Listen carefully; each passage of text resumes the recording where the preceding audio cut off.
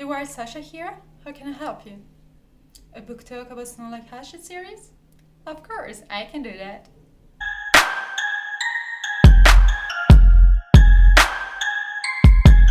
Hello, what's up? I hope you're good. Today I would like to do a book talk about Snow Like Hatchet series. I don't know exactly how to do that, so I prepared a list with some stuff I want to talk about, and I'm gonna try.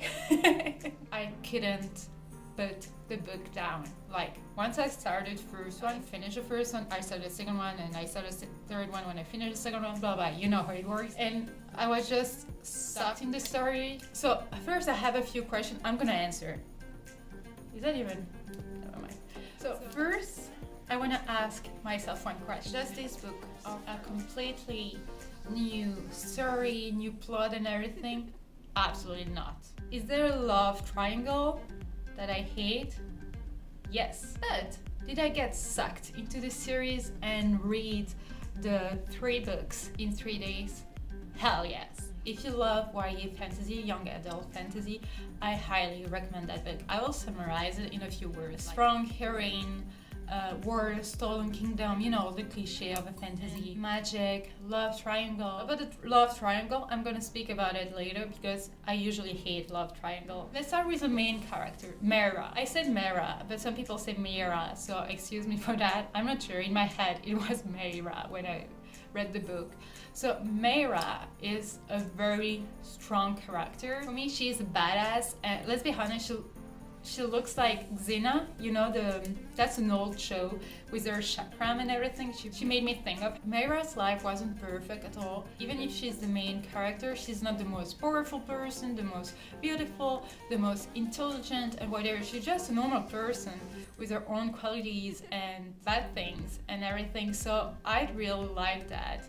And she's not the perfect cliche of the main character. She's also super stubborn, and yeah, she doesn't want to play a role, and for me, she's a perfect badass.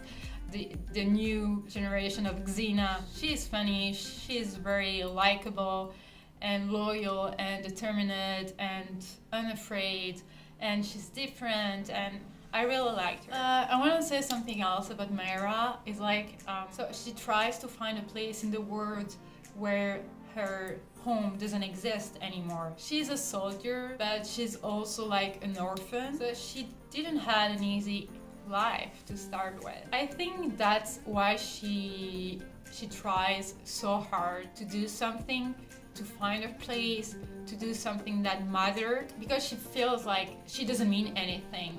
And I think personally is the worst feeling you can have, even in real life. She's not a lady, and she will never be. She's a fighter, she's a soldier, but she's also kind of sweet. So yeah, she's really well developed. The characters, so Mera and all the other characters for me were super well described, deep and developed and everything, and they all had like a precise part to play. All the characters were complex and connected to each other. They were doing super well together. I mean, the relationship made sense. It wasn't like putting all different characters together to make a story. They were all connected, and the relationship just made sense. I don't know if you're gonna know what I mean, but whatever they did, it made sense in my head. So once they described the character, when they developed it, you could say, oh, this one's gonna do that, and this one's gonna do that. And actually, it's what happened. So, for instance, Mera didn't do anything in the book that I wouldn't expect her to do. Talking about characters development, I will say that there are 2 other main characters, Tyrion and Mother.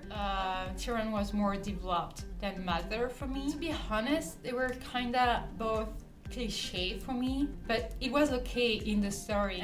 But I preferred Tyrion's, the well-developed Tyrion character, rather than Mother, just because he frustrated me all the time. He was like all the time in between. It was completely fine because it made sense to the story, but for me it was like frustrating. I wanted just to kick him and to not act like a man. Talking about the love triangle, so they were jealous to each other, and they both fight for Mayra. But I will say, usually I hate love triangle, but this one was like a detail in the story. I know when you talk about love triangle, you expect it to be the whole story, the main point of the story, but it wasn't the case. So it wasn't too cheesy and everything, and usually it's the case. I hate from it. So it's a big deal for me when I say that this book, this love triangle, I really didn't mind. Even if it's not the most original series, the most original story and everything, I love what the author